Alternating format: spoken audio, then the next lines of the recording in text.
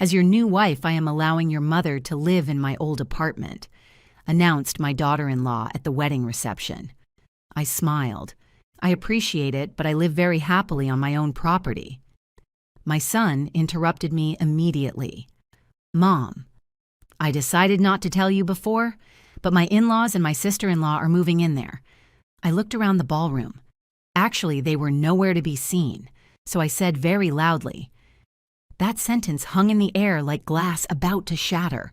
Every guest turned their heads toward our table. The band stopped playing. The waiters froze mid-step, and my son Stephen, my only child, looked at me with a mixture of shame and defiance that I had never seen in his eyes before. "My name is Eleanor. I am 67 years old, and that night I was wearing my burgundy pantsuit that I kept for special occasions. I had ironed every pleat with care. I tied my hair back in an elegant bun. I even put on the pearl earrings that my late husband Arthur gave me on our 20th anniversary. I wanted to look dignified for my son's wedding. I wanted him to be proud of me. How wrong I was. Vanessa, the bride, was still standing by the head table with her glass of champagne raised high, and that smile that I now recognize as pure calculation. She was wearing an ivory dress with beadwork that must have cost more than I earned in 6 months. Her family had organized everything. The event hall downtown, the flowers flown in from the coast, the banquet for 200 guests. And now I understood why. Because when you control the stage, you can write any script you want. "Eleanor," Vanessa said with that sweet voice she used when she wanted to seem generous, "I know that at your age it is difficult to maintain such a big house. That is why Stephen and I thought you would be more comfortable in something smaller, something more manageable. At my age," as if my 67 years turned me into a decrepit old woman unable to open a door. "And since my parents and my sister Monica are going through a difficult time," she continued, "we thought it would be perfect for them to help you with the expenses of your house while you settle into Stephen's apartment. It is a solution that benefits everyone. Don't you think?" The table where my neighbors Mrs. Higgins and Mr. Henderson were sitting fell into an uncomfortable silence. I saw them exchanging glances.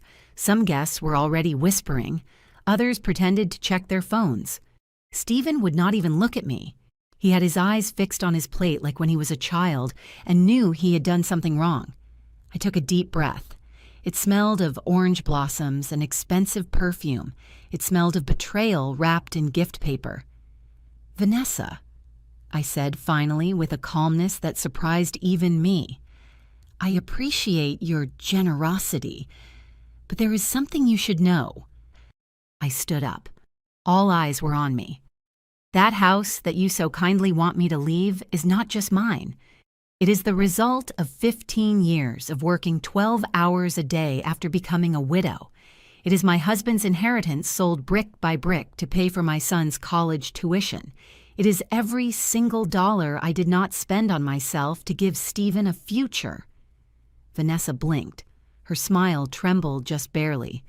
"And the most important thing," I continued, feeling my voice becoming firmer, "is that your parents and your sister, the ones who are supposedly going to move in to help me, where are they? Because I have been at this wedding for 3 hours and I have not seen a single one of them." The silence was now absolute. Stephen stood up abruptly. His chair screeched against the wooden floor. "Mom, please do not cause a scene," he whispered urgently. "A scene," I repeated. "Son, you all just publicly announced that you are going to strip me of my home, and I am the one making a scene." But the worst had not happened yet. If this story already gave you goosebumps, subscribe so you do not miss how it ends, because what is coming next, they will never see coming. That night, I did not sleep. I sat in the living room of my house, the same house they now wanted to snatch from me, looking at the photographs hanging on the walls. Arthur and I on our wedding day. Stephen, at barely 3 years old, covered in flour in the kitchen. Our business, Davis Hardware, with its freshly painted green sign. 15 years had passed since Arthur died. 15 years since that early morning when a heart attack took him while he slept beside me. He was only 52 years old. Stephen had just turned 18.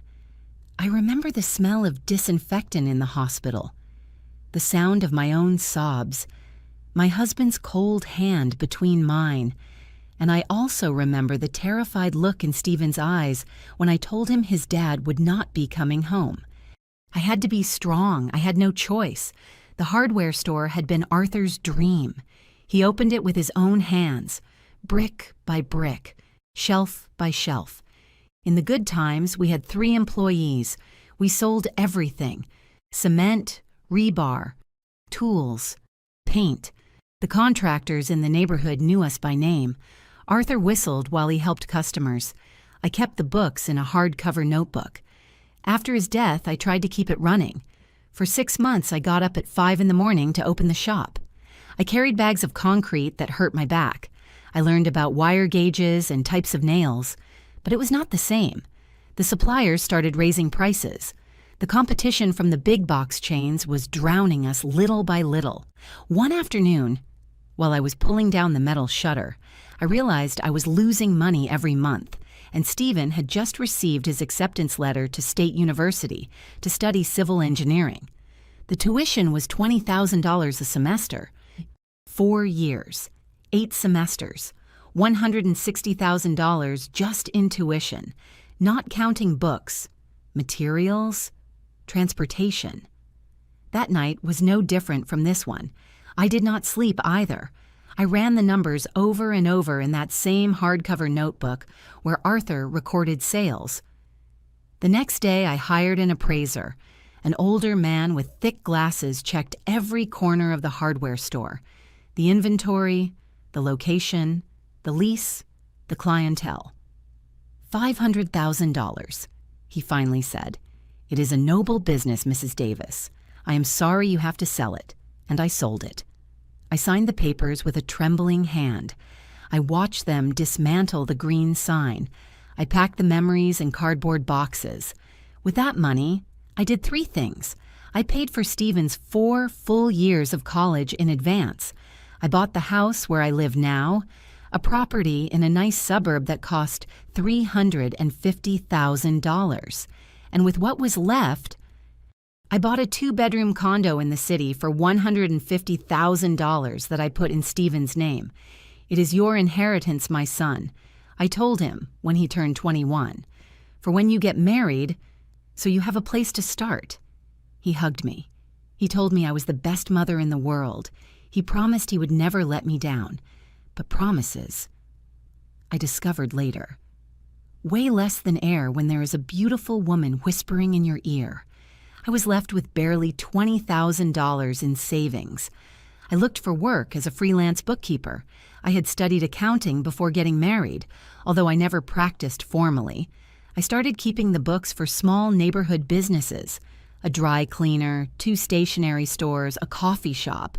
I earned enough for my expenses without touching my savings. I never asked Stephen for anything, not a dollar, not a favor. I wanted him to fly free, to build his life without the weight of guilt or obligation. But now, sitting in my living room at 3 in the morning, with my party outfit still on and my makeup running from tears, I wondered if I had not made the worst mistake of my life, because by giving him everything without asking for anything in return, maybe I taught him that my love had no price, and what has no price, anyone can trample on. The first time Stephen told me about Vanessa was on a Sunday. He came to lunch with that nervous smile he had when he wanted to tell me something important. He brought flowers, something he had not done since he was a teenager. "Mom, I met someone," he said while I served the pot roast he liked so much. That was 2 years ago. Stephen was 33, working at a major construction firm and earning well. He had girlfriends before, but none had made him act like this, with bright eyes, restless hands, that energy of someone who has just discovered something wonderful. Her name is Vanessa. She is a business administrator. I met her at a conference on urban development. 3 weeks later, he introduced her to me. I remember she arrived in high heels that clicked loudly against the floor of my house. She wore dark sunglasses even though we were indoors. Her purse cost more than my refrigerator. She greeted me with 2 air kisses, the kind that do not really touch your cheek. "Mrs. Davis, what a cozy house," she said, looking around with a smile that did not reach her eyes. Cozy. That word people use when they do not want to say small or modest. During the meal, she spoke mainly about herself, about her work in the family business, about her trips to Cancun and Cabo, about her dad, who had been an important businessman, all in the past tense. I noticed, but I did not pay attention then. "Stephen told me you were widowed very young," she said suddenly, looking at me with something that looked like pity. "It must have been very hard to raise a son alone." "It was," I replied, "but it was worth every sacrifice." "Of course. Although now you can rest. Right, Stephen is already a grown man." It sounded reasonable, even kind, but there was something in her tone that made me uncomfortable, as if she were measuring, calculating, planning. The visits became more frequent, and with each one, Vanessa dropped little comments, like poisoned seeds planted with care. "This house is huge for one person.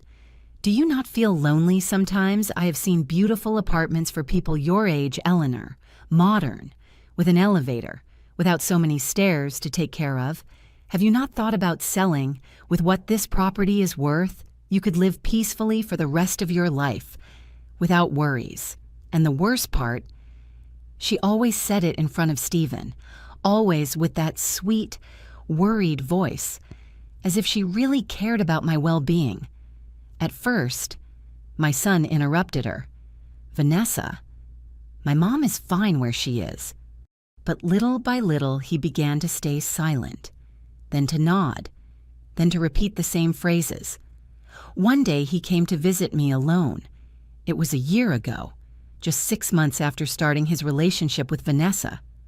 "Mom, I have been thinking," he said, nervously stirring his coffee. "This house really is too big for you, and the maintenance must be expensive. The stairs, the garden. Stephen, I have been taking care of this house for 15 years. I like my garden. I like having space. I know. I am just saying that." "Well, you have the condo. It is more practical. And you could rent this house, have extra income." Vanessa was not present, but it was as if she were sitting between us, whispering from his lips. "Is this your idea or Vanessa's?" I asked directly. He turned red. "It is a conversation we had." "Yes, but it makes sense, Mom. Think about it." I did not mention the subject again, but I began to observe, to pay attention. I noticed how Vanessa touched Stephen's arm every time I said something, a soft touch, almost imperceptible, but constant, like a reminder. I noticed how she deflected conversations when I spoke of my plans, of the improvements I wanted to make to the house, of my garden of bougainvilleas. I noticed how always, she found a way to mention how complicated my life was, how tired I must be, how lonely I lived. One afternoon, while she was in the bathroom, I checked Stephen's phone, which he had left on the table. Yes, I did it, and I do not regret it. I saw messages from Vanessa. "Your mom is stubborn, but she is going to give in. Just keep insisting. That house is worth a fortune, baby. Think about our future. My parents really need a place, and your mom has options." I closed the phone with trembling hands, but I said nothing, because I knew that if I confronted Stephen, he would defend Vanessa, because that is how these manipulations work. They isolate you slowly from those who could open your eyes. So I waited, observed, and I prepared myself for the blow that I knew would come. Only I never imagined it would be at his own wedding, in front of 200 people, where they would finally show their true intentions. After that scene at the wedding, Stephen caught up with me in the parking lot. I was looking for my car keys with shaking hands, the car lights reflecting on the wet pavement. It had rained during the party, as if the sky was also crying for what it had just witnessed. "Mom, wait," his voice sounded desperate. I stopped. I did not turn around. "I need to explain to you." "Explain what, Stephen?" "That you decided my life without consulting me, that you humiliated me in front of all those people." "It wasn't like that. Vanessa just wanted... She thought it would be easier if we announced it publicly, so you wouldn't feel pressured to say yes just for me." I turned around then. I looked him in the eyes, those eyes that looked so much like his father's. And did it work? Do I feel less pressured now that 200 people know you were going to kick me out of my house? He ran his hand through his hair, a gesture he had done since he was a child when he was nervous. "Vanessa's parents, Mom, they lost their house. They have debts. Richard had problems with his business, and that is why I have to pay. That is why I have to give up my home. It is not giving up. It is sharing. It is helping a family in need. I am 67 years old, Stephen. I worked my entire life. I sold your father's business, his dreams, to give you a future. And now you ask me to hand over my present, too." He stayed silent. In the distance, the music from the party continued inside. "They did not come today because they are ashamed," he said finally. "Stella, Richard, and Monica did not want to come because they knew this would be awkward. How convenient." I took a deep breath. When I spoke again, my voice was different, harder. "Mom, you are going to have to understand that it is not just you anymore. Now I am part of a bigger family.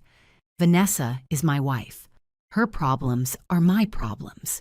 And I need you to what? To sacrifice myself one more time, to make myself small so others can fit." He did not answer, and in that silence I understood that I had lost something more than a house. I had lost the son I raised. I got into my car and drove to my house crying the whole way. The streets of the city glistened with the recent rain. I passed in front of the old location of the hardware store. Now it was a convenience store. There were not even traces of the green sign left. For the next 3 days, Stephen did not call me, but Vanessa did. "Eleanor, I am very sorry about how things turned out." Her voice sounded rehearsed. "It was not my intention to make you uncomfortable. I just thought it would be easier if we were all in agreement from the beginning." "Nobody asked me if I was in agreement." I know. That is why I am calling you. I want to explain the situation well. Can we meet, maybe at a coffee shop, just us girls, just the two of us?" I agreed. Not because I trusted her, but because I needed to understand exactly what I was dealing with. We met at a Starbucks downtown.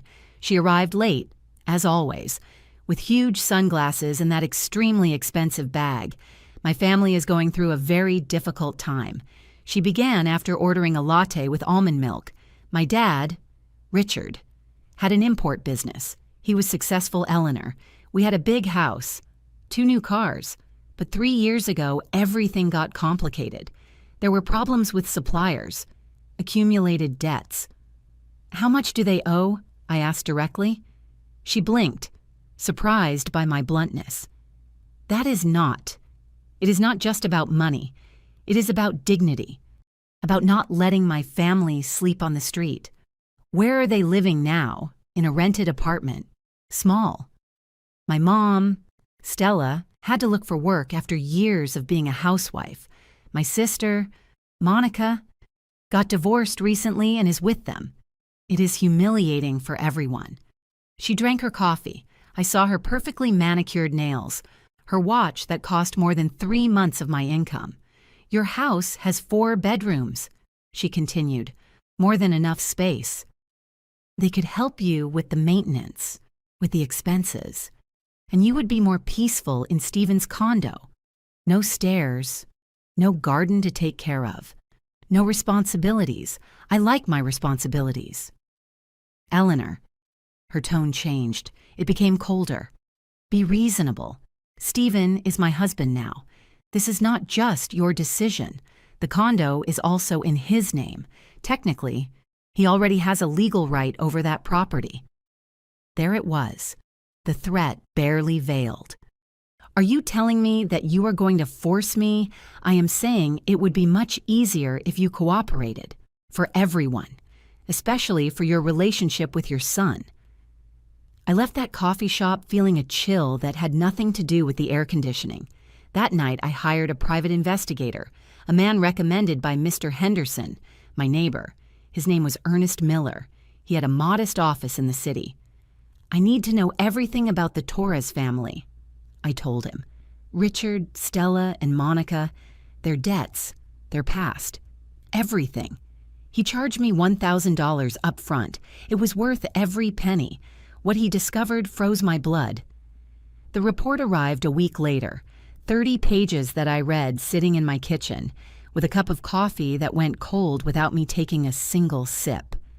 Richard Torres had not lost his business due to problems with suppliers. He lost it because he gambled.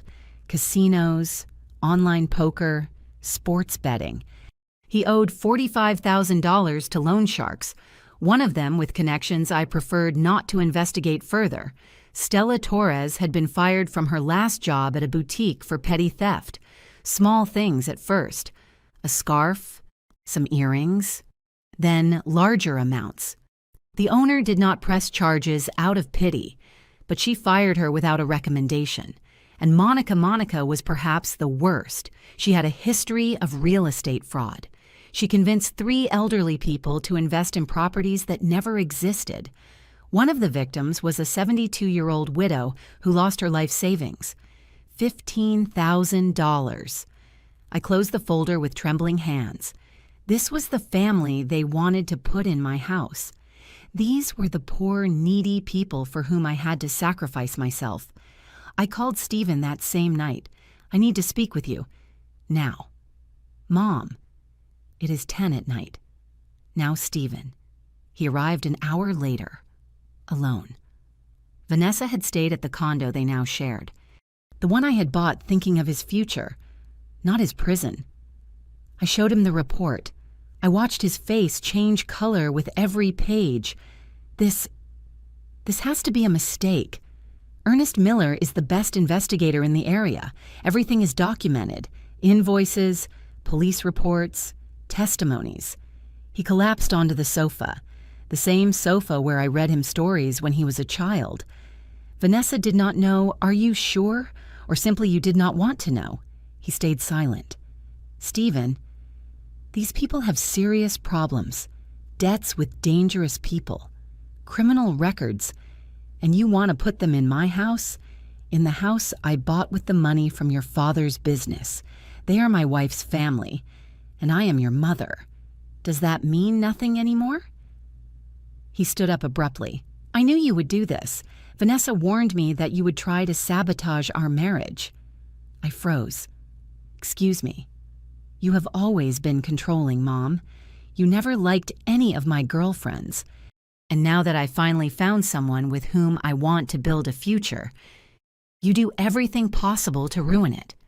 Stephen, no. Let me finish. I am tired of feeling guilty. Yes. You made sacrifices. Yes. You paid for my college. But that does not give you the right to decide how I live my life. I am only showing you the truth, your truth. The truth according to Eleanor Davis, who always knows more, who is always right. His voice trembled with rage. Vanessa loves me. She chose me. And if you cannot accept that, then you are the problem. He left, slamming the door. The sound resonated through the whole empty house. During the following days, the silence was absolute. Stephen did not answer my calls. My messages were left on read without a reply. But Vanessa did do something much worse than silence. She began to post on social media, stories on Instagram with messages like, "When your mother-in-law prefers an empty house rather than helping her own family." Posts on Facebook, reflection. How far does the selfishness go of a mother who has everything and does not want to share anything? She never mentioned my name, but our mutual acquaintances knew exactly who she was talking about. The comments were divided. Some defended her. How sad when old people become bitter. I also had a selfish mother-in-law. I understand you perfectly. Others defended me. But they were fewer, because Vanessa's narrative was simpler, easier to digest. Young and kind woman against cruel mother-in-law who does not want to help. Mrs. Higgins, my lifelong neighbor, came one afternoon with sweet bread. Do not pay attention to them, Eleanor.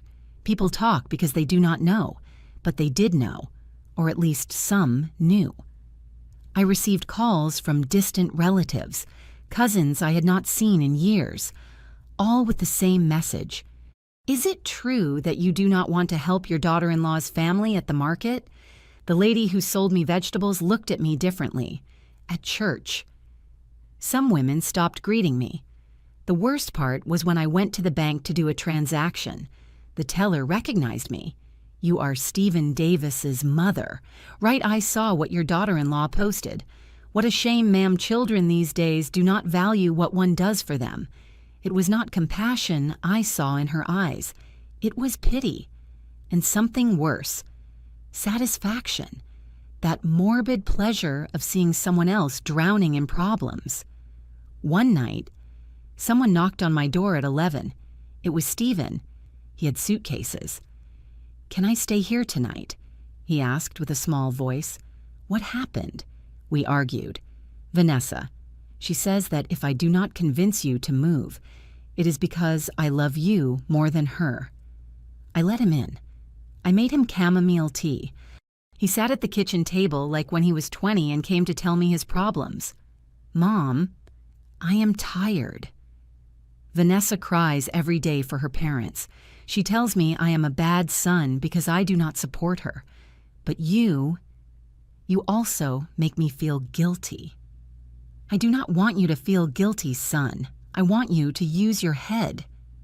And if?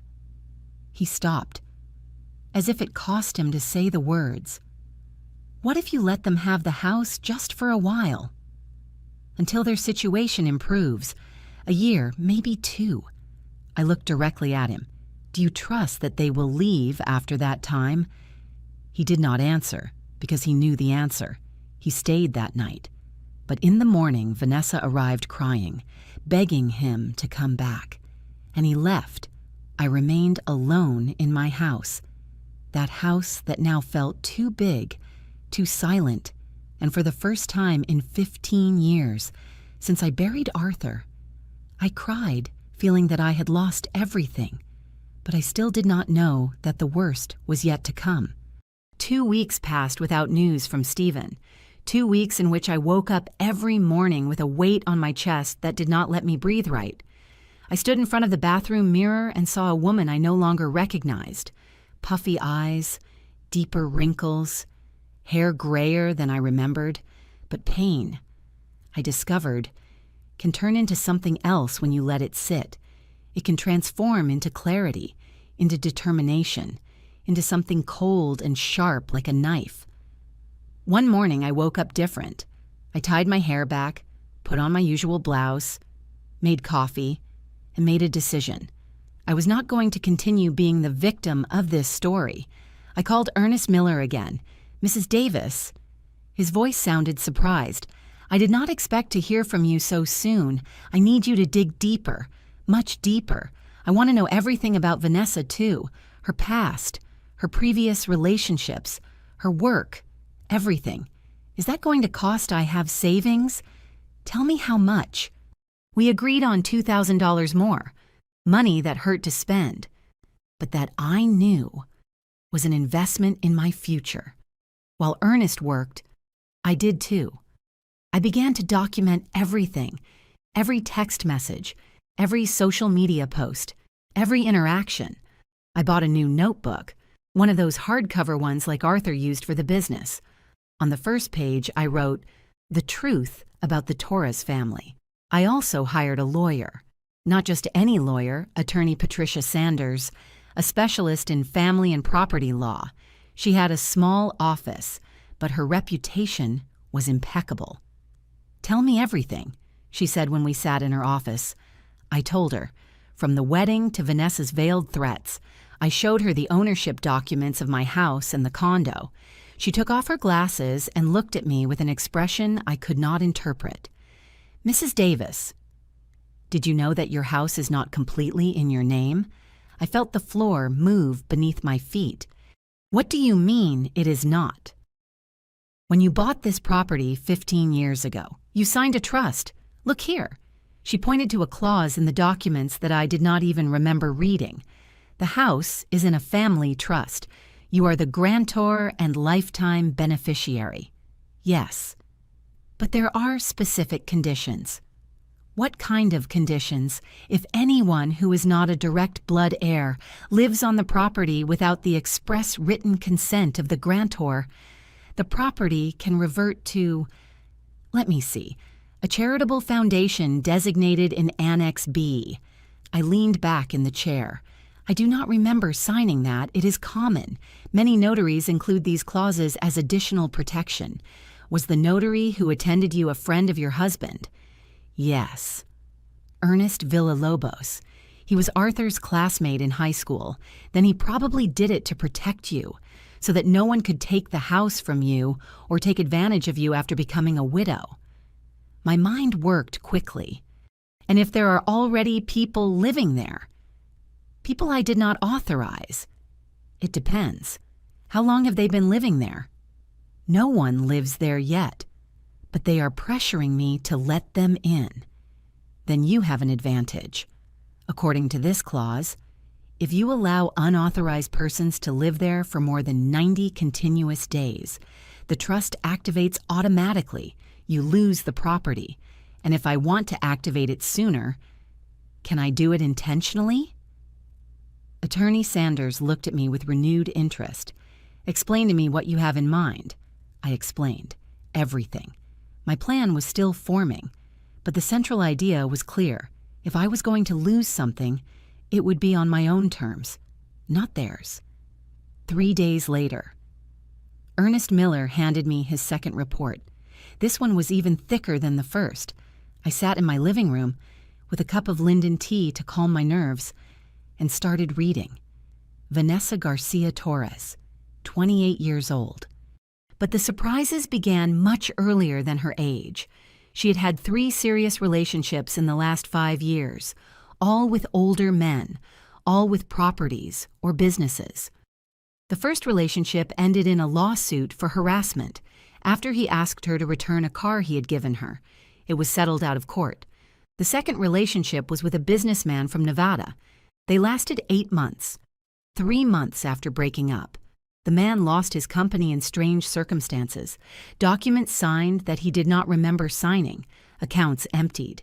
He could never prove that Vanessa was involved, but the investigator had found transfers to Stella Torres's name on suspicious dates. The third relationship, the third one, knocked the wind out of me. She had been engaged. The man's name was Richard Salinas, owner of 3 fast food franchises. Rich, much more than Stephen. The engagement was broken 2 weeks before the wedding. Why? Because Richard's mother hired a private investigator. She discovered the same thing I was discovering now. And Richard had the guts to end the relationship.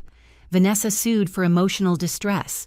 She lost the case, but Richard had to pay her $3,000 just to close the process without more scandals. After that, Stephen appeared. My son, civil engineer with a good salary, properties, and most importantly, a widowed mother with a big house in a prestigious neighborhood. I kept reading. The report included screenshots of conversations that Ernest had obtained through contacts, messages between Vanessa and Monica.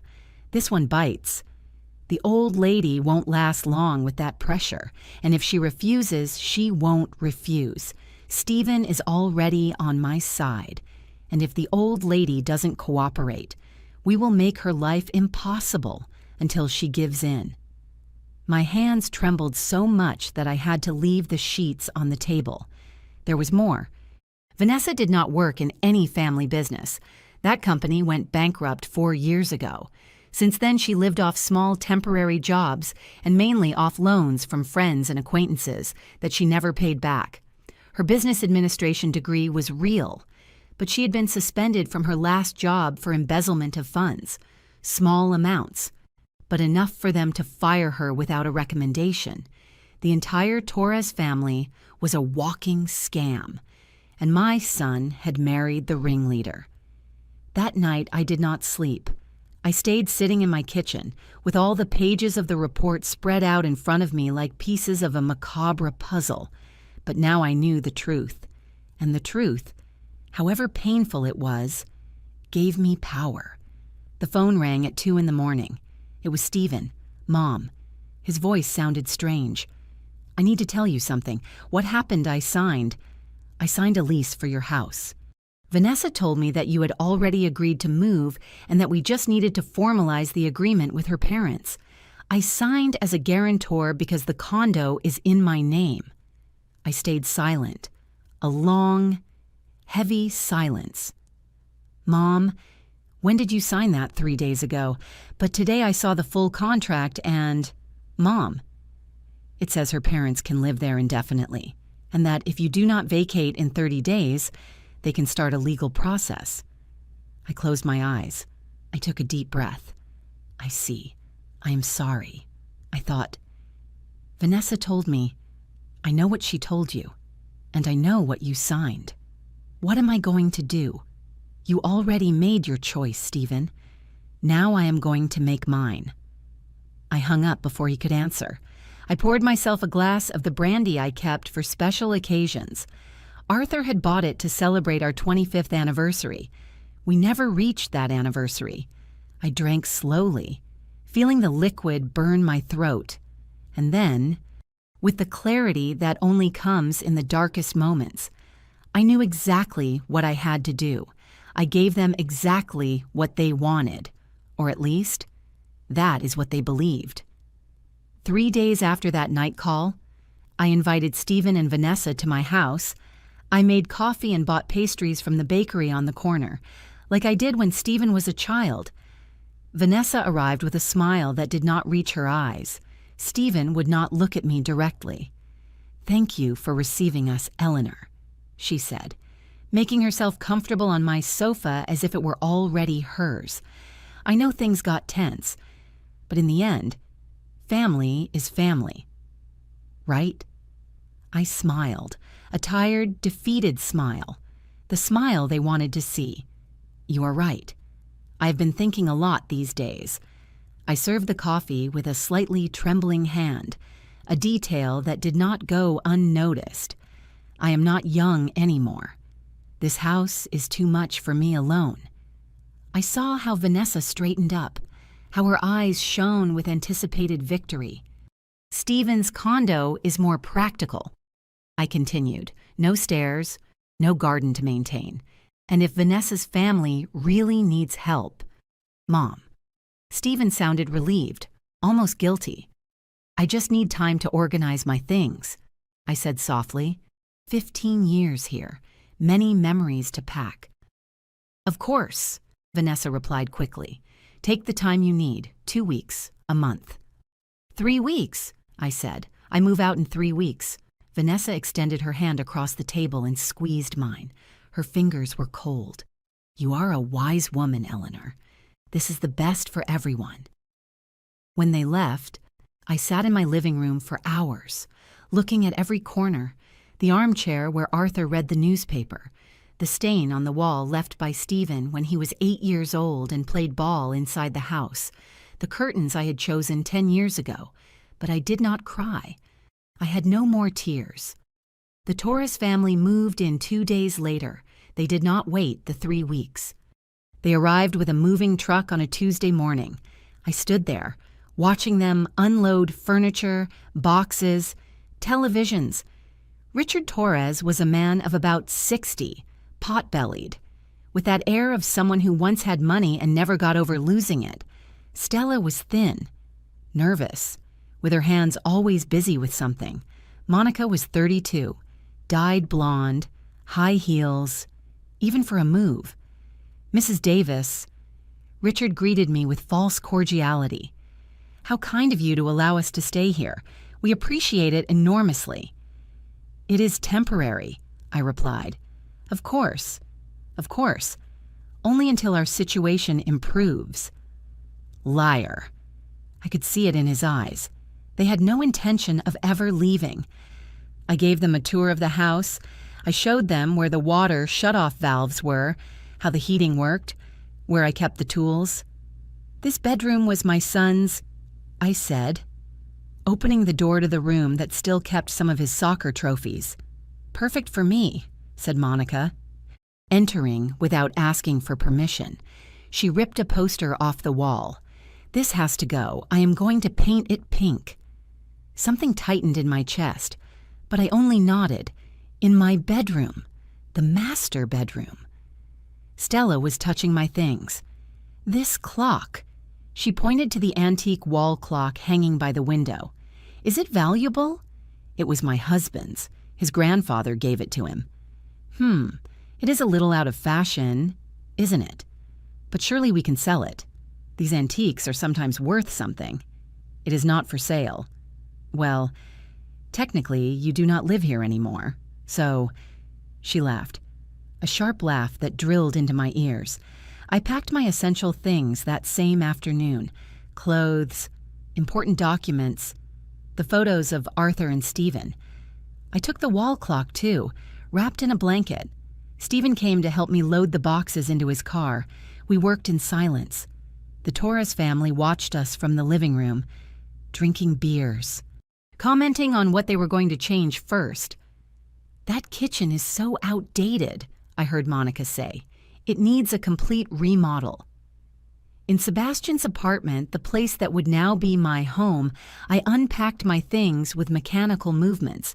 It was a nice space, 2 bedrooms, good lighting. But it felt alien, like a hotel where I was just visiting. I hung the clock in the living room. Sebastian helped me level it. "Mom, I know this is hard." "It is fine." I lied. Valerie promised it would be temporary. As soon as her parents found jobs, I did not answer. It made no sense. During the next 2 weeks, Sebastian visited me every 3 days. He brought me food, asked me how I was doing. I smiled, said everything was fine, that I was adapting. But I called my house, my old house, just to hear who would answer. The first time Monica answered. Well, her voice sounded impatient. I hung up without saying anything. The second time, Richard answered. "The Thompson residence," he said with pride. "The Thompson residence in the house that I bought with the money from my late husband's business." I hung up with trembling hands. I started driving by my old street just to see like someone visiting a grave. One afternoon, I saw something that froze my blood. A pawnshop truck parked in front of my house. 2 men were taking out furniture, my mahogany bookshelf, the dining room table where we celebrated 20 of Sebastian's birthdays, the chairs that Arthur had varnished himself. I called Sebastian immediately. "They are selling my furniture." "What? No, there must be a mistake." "I am here. I see them. They are taking everything out." I heard how he confronted Valerie, muffled voices.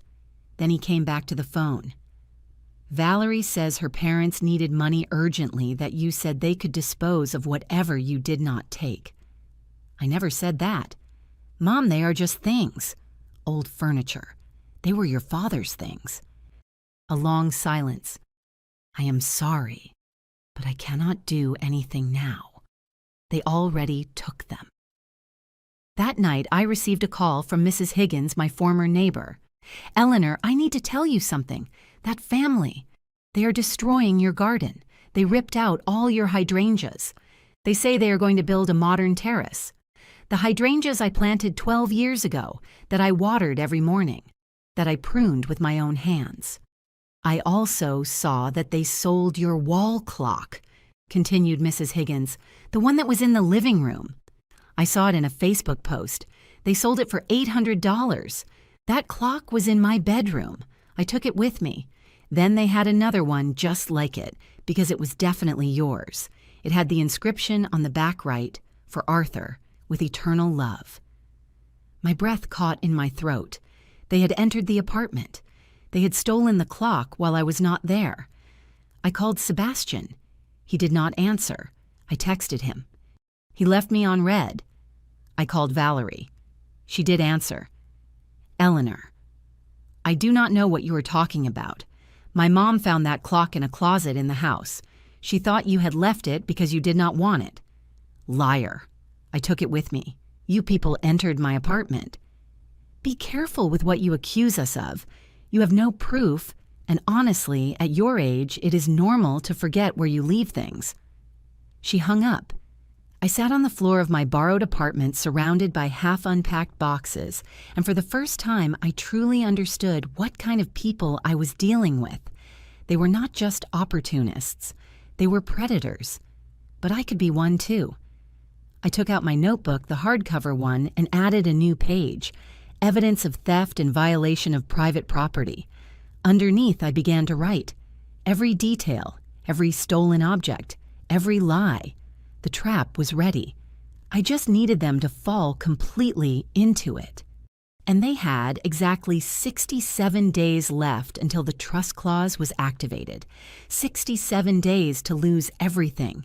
67 days for my revenge. On day 75, after the Thompsons moved into my house, I called Attorney Davis. It is time, I said simply. Are you sure once we start this, there is no turning back? Completely sure. We met at her office that same afternoon.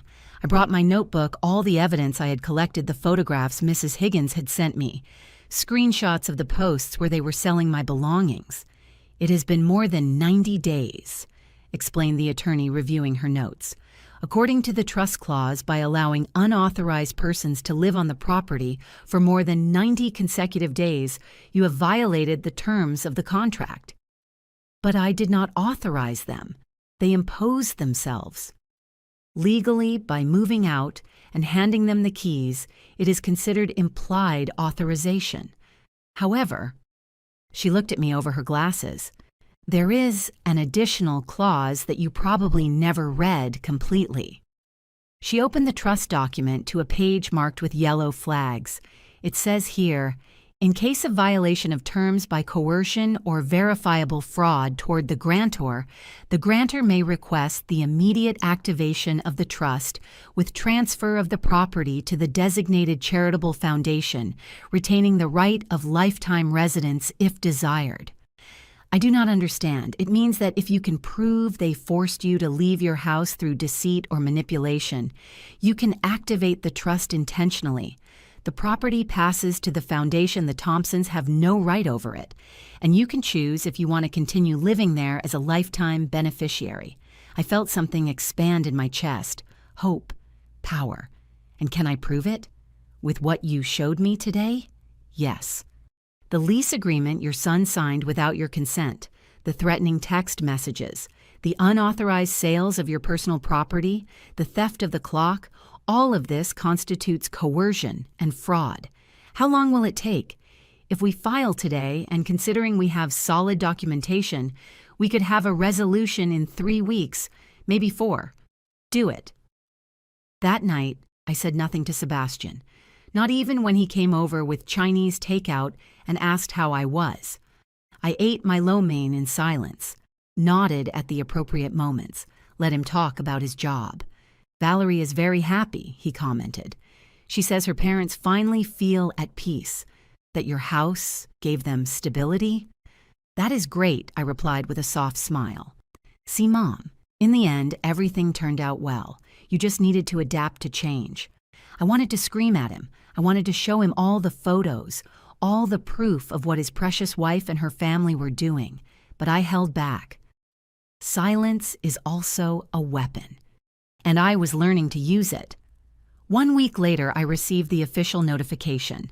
Attorney Davis had filed the lawsuit. The family court had accepted the case as urgent given the evidence of fraud and manipulation toward an elderly woman. Now comes the interesting part, she told me over the phone. They are going to notify all parties involved, your son, your daughter-in-law, and the current residents of the property. They have 5 business days to respond. And then there is a hearing, and that is where you are going to have to be very strong, Eleanor. They are going to try to paint you as the villain, as the selfish mother who regretted helping. Let them try. The notification arrived on a Tuesday. Sebastian appeared at my apartment at 8 at night. He did not knock. He had a key. He entered like a hurricane. "What is this?" he shouted, waving the papers. "A lawsuit." "Are you suing us?" I stayed seated on the sofa with my knitting in my hands. I had started knitting a scarf, something to keep my hands busy. "I am not suing you. I am exercising my right over my property." "It is the same thing. Mom, how could you? Valerie's family is going to be on the street. Like I was left out of my own house. You chose to move." I put the knitting aside. I looked directly at him. "I chose Sebastian. You signed a contract behind my back. You pressured me publicly at your wedding. You sold your father's furniture. You stole the clock your dad loved. You destroyed my garden. Is that choosing?" He ran his hands through his hair, a gesture that now reminded me more of his father-in-law than of Arthur. They were mistakes, misunderstandings. "But this is cruel, Mom. Valerie is destroyed. She cries every day. How convenient. What happened to you? You are not the woman who raised me. The mom I knew would never be so vengeful." I stood up. I had to look up to meet his eyes, but my voice did not tremble. "The mom you knew died the day you chose a woman you barely knew over the woman who sacrificed everything for you. The mom you knew stayed buried under 15 years of sacrifice that you trampled in 3 months of marriage. Mom, the hearing is in 2 weeks. I present all my evidence there. The judge will decide. And Sebastian?" I paused. "I suggest you get a good lawyer, because the charges for theft of personal property and illegal sale of goods belonging to others are also in the file." He went pale. "Are you going to put us in jail? Not me. The law will do it if they find those who sold your father's clock, my furniture, and everything else guilty." He left without saying more. The door closed with a dull thud. I sat down again. My hands were trembling, but not from fear, from adrenaline, from recovered power. That night, Valerie called me. Her voice was no longer sweet. It was pure poison. "You miserable old woman, do you think you are going to win? I have lawyers, good lawyers, and I am going to drag your name through the mud.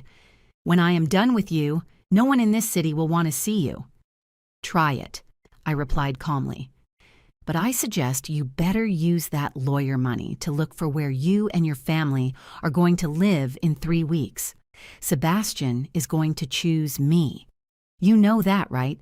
He is going to abandon you. You are going to die alone, bitter, with no one.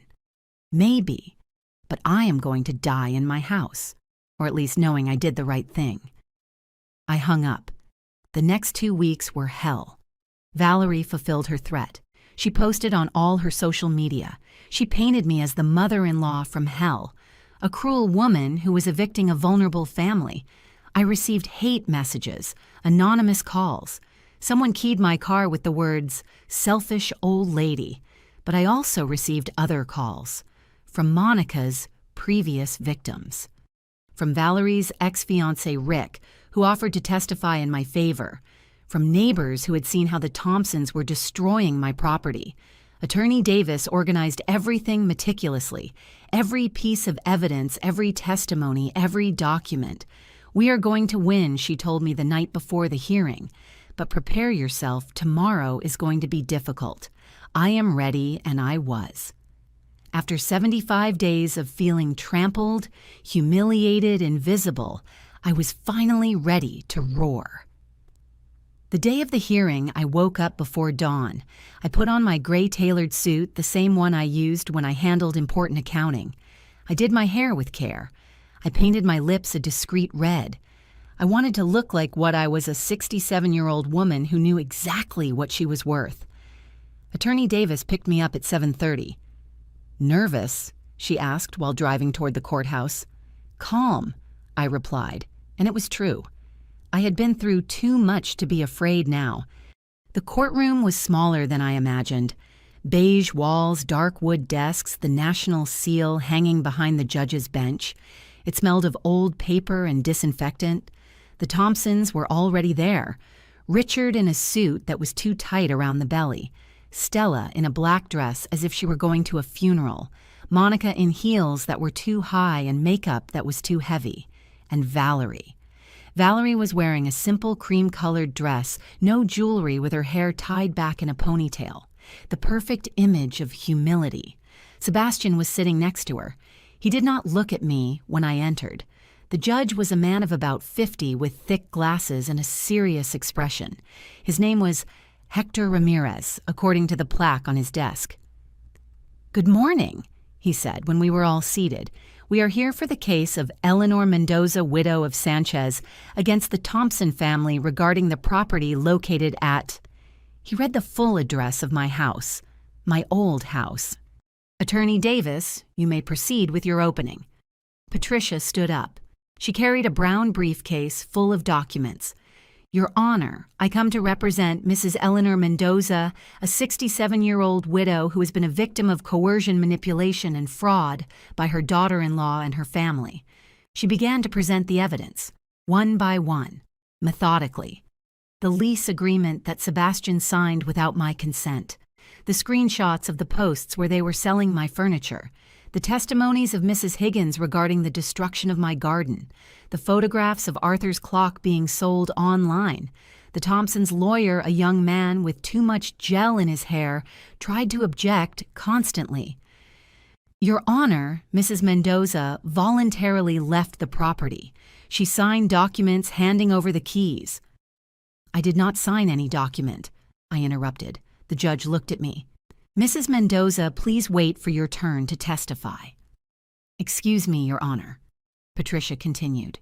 She presented the messages between Valerie and Monica that the investigator had obtained, those where they called me old woman and planned to pressure me until I gave in. I saw Valerie go pale. "Your Honor," said her lawyer, "those private messages were obtained illegally." "They were obtained by a licensed private investigator," Patricia replied. "Completely legal under the law when there is a founded suspicion of fraud." The judge took notes without expression. Then it was the Thompsons' turn to defend themselves. Their lawyer called Valerie to the stand first. "Miss Thompson, Mrs. Mendoza," she corrected with a soft voice. "Sorry, Mrs. Mendoza, can you explain to the judge how you came to live on your mother-in-law's property?" Valerie wiped away a non-existent tear. "My family was going through a very difficult time, Your Honor. My father lost his business. We were about to end up on the street. When Sebastian and I got married, his mom, Eleanor, told us she would help us, that we could use her house, while she moved to a smaller place.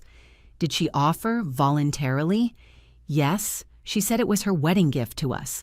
Lie, bold-faced lie.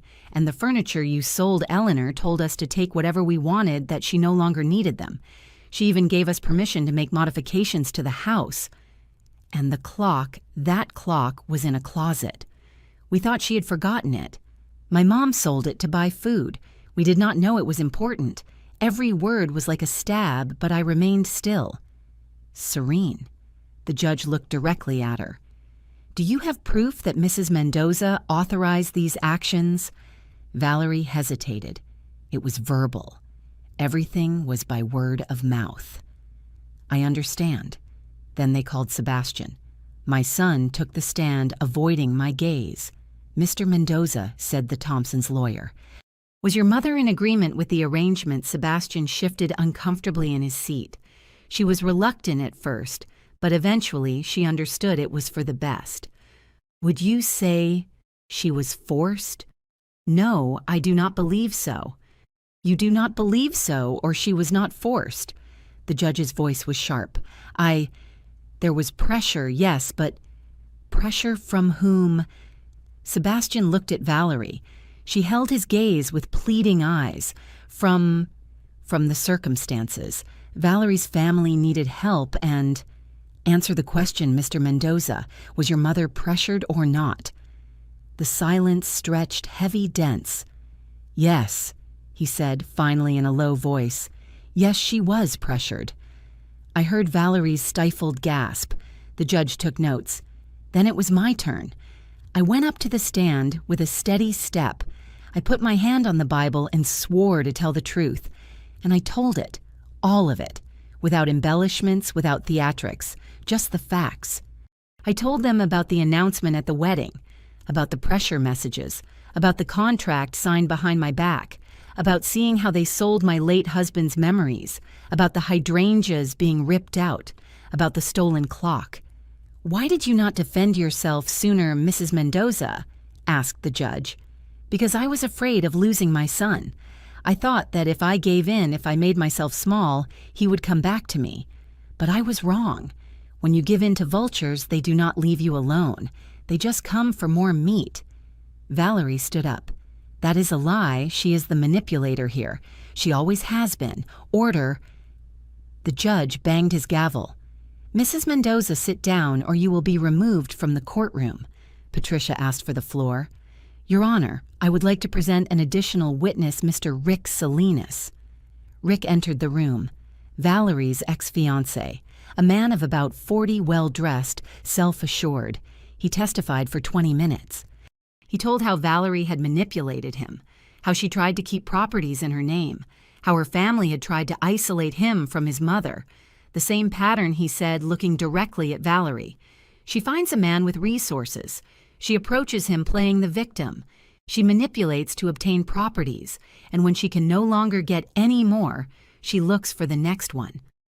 Valerie was crying now, real tears, desperate tears. The judge reviewed all the documents for what seemed like an eternity. I have seen enough, he said finally. The evidence presented clearly demonstrates a pattern of coercion and fraud. Furthermore, according to the terms of the trust presented, the property was protected against exactly this type of situation. He looked at the Thompsons. The Thompson family has 72 hours to completely vacate the property located at... He read the address. Any property that remains after that deadline will be considered abandoned. Additionally, an investigation will be ordered for the charges of illegal sale of property belonging to others. No, screamed Stella. We have nowhere to go. You should have thought of that before destroying Mrs. Mendoza's assets. Then he looked at me. Mrs. Mendoza, according to the terms of the trust, you have two options.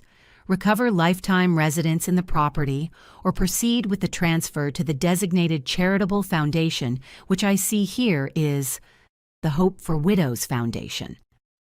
I took a deep breath.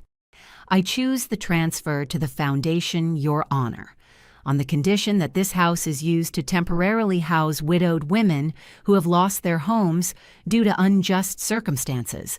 Women like I almost was. The judge nodded with what looked like approval. So it shall be done. This hearing is adjourned. When we left the courtroom, Sebastian caught up with me in the hallway. Mom, I did not know. I did not know that Valerie... Yes, you knew. You just did not want to see... Can you forgive me? I looked at him. My son. The boy I carried in my arms. The young man I applauded at his graduation. The man who chose a stranger over me. Someday, maybe, but not today, Sebastian. Today I need to heal. I walked away without looking back. Valerie was leaning against the wall, sobbing. Richard was shouting obscenities. Stella was crying. Monica was already on the phone, probably looking for where to hide from the charges that were coming. But I walked down that hallway with my head held high. Because for the first time in months, I breathed freely. 72 hours later, I returned to my house. Attorney Davis accompanied me along with a court officer and two witnesses. The Thompsons had already taken their things. They left the house like a battlefield. Scratched walls, dirty floors, trash accumulated in the corners. They even ripped out the curtains. The garden was a wasteland of overturned earth where my hydrangeas used to grow. I walked through every room feeling a mixture of sadness and liberation. In the kitchen, someone had burned the linoleum floor. In my old bedroom, they had painted the walls a shocking pink.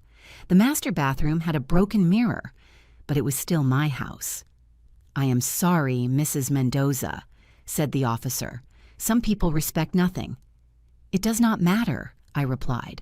"Walls can be painted, floors can be repaired. Stolen dignity is harder to recover, and I already got mine back." I spent the next few days cleaning. Mrs. Higgins came to help me. Mr. Hector brought tools to fix what could be fixed.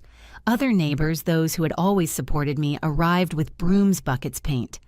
"This is incredible, Eleanor," said Mrs. Higgins while we scrubbed the kitchen floor.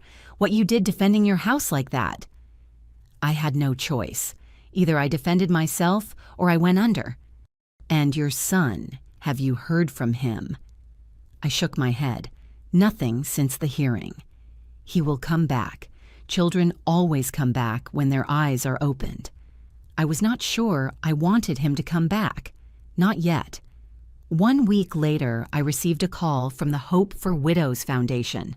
The director, a woman named Grace Ramos, wanted to meet with me. We met at a coffee shop downtown. "Mrs. Mendoza," she began with a warm smile. "First of all, let me tell you that what you did is extraordinary. That house can house up to 6 women at the same time. With the proper repairs, it will be a shelter for those who need it most." "And me?" I asked. "The judge said I had lifetime residence if I wanted it." "Yes, you could live there as an administrator, help coordinate the shelter. Or if you prefer, we can designate someone else and you would just visit when you wanted." I thought about it. I thought about living surrounded by women who had lost everything as I almost lost it. About turning my pain into purpose. "I want to participate," I said. "Not as a full-time administrator, I am too old for that. But I want to help tell my story to the women who arrive. Let them know that you can survive betrayal, that you can recover your dignity." Grace extended her hand. I shook it. 2 weeks later, the house was transformed. We had painted all the walls in light colors. We bought simple but dignified furniture. We replanted the garden with new hydrangeas, and also with roses, jasmine, and a small herb garden. The first resident arrived on a Tuesday. Her name was Rose. She was 58 years old. Her son had thrown her out of her house so his girlfriend could move in. The story sounded terribly familiar to me. "You are not alone," I told her while I showed her her room. "Here you are going to heal, and then you are going to fly." She cried in my arms, and I cried with her, because now I understood that my pain had not been in vain. 1 month after the hearing, Sebastian appeared at the door. He no longer looked like the confident and proud man who had chosen Valerie over me. He had deep circles under his eyes. He had lost weight. His clothes were wrinkled. "Mom." I stood in the doorway without inviting him in. "I got divorced," he said without preamble. "Valerie, it was all true, everything you said. I found her trying to get me to sign documents to sell the apartment." "My apartment, the one you bought." "I am sorry," I said. And I was sincere. "No, I am sorry. I took too long to see what was always in front of me. I let myself be blinded by, I do not even know why. By the idea of love, I guess. By not wanting to be alone. The fear of loneliness makes us accept toxic company. Will you be able to forgive me someday?" I looked at him, my son, the product of my love with Arthur, the child I carried, that I fed, that I educated with everything I had. Forgiveness is not asked for Sebastian. It is earned, with time, with actions, with real change. What do I have to do? First, be honest with yourself about why you betrayed me. It was not just Valerie. There was something in you that chose to believe her instead of trusting me. He nodded with wet eyes. Second, rebuild your life with integrity, not to impress me, but because that is what your father would have wanted. And third, Third, understand that our relationship changed. I am no longer the mother who sacrifices herself in silence, and you can no longer be the son who takes that sacrifice for granted. I understand. Good. I paused. There is a room available here. Not for you, but you could come once a week to help with maintenance with the garden, meet the women who are recovering, learn from their stories. Are you giving me a chance?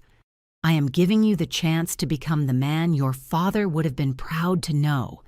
He came the following Saturday, and the next, and the next. I saw him change slowly. I saw how he listened to Rose's stories, to Mary, who arrived later, to Claudia and Anna. Abandoned, betrayed, stripped women. Women who were rebuilding their lives brick by brick. One afternoon while we were working together planting new hydrangeas, he said to me, "Thank you, Mom." Why? For not giving up on me. For showing me that true love has limits, that respecting is more important than pleasing. I did not answer. I just kept planting. But inside, something healed a little more. 6 months passed. The house housed 5 women, all working, recovering, planning their futures. I lived in a small apartment nearby, but I spent most of my days at the house, helping, advising, simply being present. Mr. Hector died in March. Mrs. Higgins asked me to speak at his funeral. "He always admired you," she told me. "He said you were the bravest woman he knew." At the funeral, surrounded by people I had known all my life, I spoke about Mr. Hector, but also about courage, about the difference between the bravery that screams and the bravery that stands firm in silence until the exact moment to act. Sebastian was there. Since the hearing, he had become someone different, more humble, more aware. He worked hard to rebuild his life. He had sold the apartment and bought a smaller one. He donated half the money to the foundation. "It is the least I can do," he said when I asked him why. "You do not do it for me," I reminded him.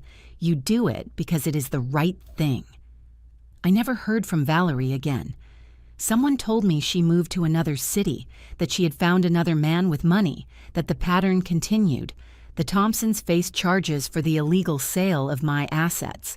Richard ended up paying a considerable fine. Monica finally went to prison for the previous frauds that had been documented. Stella simply disappeared. I felt no joy for their misfortune. But I did not feel pity either. I felt nothing. And that was liberating. 1 year after the hearing, on a warm October afternoon, I was sitting in the garden of the house. The hydrangeas had grown beautiful, more vibrant than ever.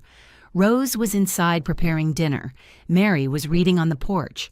Anna was watering the plants. Sebastian arrived with flowers, as he did now every week. "For you, Mom." I took them. They were sunflowers, my favorites. "How are you?"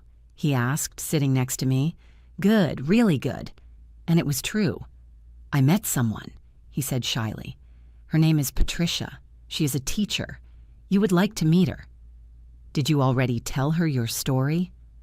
"All of it, including the ugly parts, including what I did to my mother." "And what did she say?" "That we all deserve a second opportunity, but that second opportunities are earned, not given away." I smiled. I like her already. That night, after Sebastian left, I stayed sitting in the garden until it got dark. I watched the stars appearing one by one in the sky above the city. I thought about Arthur, about how he would have handled all this, probably with more grace than me. But I also thought he would be proud, not of the revenge, but of the dignity recovered, because this was never about punishing. It was about not allowing them to erase me. Rose came out with 2 cups of tea. "I thought you would like a little company, Mrs. Eleanor." "Thank you, dear." She sat next to me in silence. After a while, she said, "My son called today." "Yes. He wants to talk. He says his girlfriend left him when she realized I did not have money to give him." "And what did you tell him?" "That I would see him, but on my terms. that if he wants a relationship with me, he has to earn it. I squeezed her hand. Well done. I learned from the best. We drank our tea in silence while the night settled completely. And in that silence, I understood something fundamental. True wealth was never in the house, nor in the furniture, nor in the properties. True wealth was in knowing when to fight, when to yield, and when to simply walk with your head held high, knowing you did the right thing. It was in not allowing them to turn you into a victim of your own kindness. It was in understanding that love without respect is just manipulation in disguise. And it was in knowing that it is never too late to defend what belongs to you, not out of greed, but out of dignity. I looked toward the house. The lights on in every window, women who had hit rock bottom and were now rising, women who, like me, had learned that giving up is not the only option. And I smiled. Because this house, with its history of pain, transformed into a shelter, was my best revenge against those who thought they could break me. They did not break me, they strengthened me, and that was a victory much sweeter than anything else I could have imagined. Final reflection. Sometimes life puts us in situations where we have to choose between being kind or being strong. I learned that the most powerful women are those who know how to be both things, but never at the cost of their own dignity. If my story touched your heart, if you have ever felt invisible in your own life, if you have sacrificed so much that you forgot that you also matter, then write in the comments where you are joining us from. Tell me your story, because we all have one, and we all deserve to be heard. Hit like if you believe that respect is earned, not begged for. And subscribe to keep sharing stories of women who refuse to be erased from their own lives. Because in the end, the true inheritance is not houses or money, it is the dignity with which we face the storms, and that no one can take away from you. The end.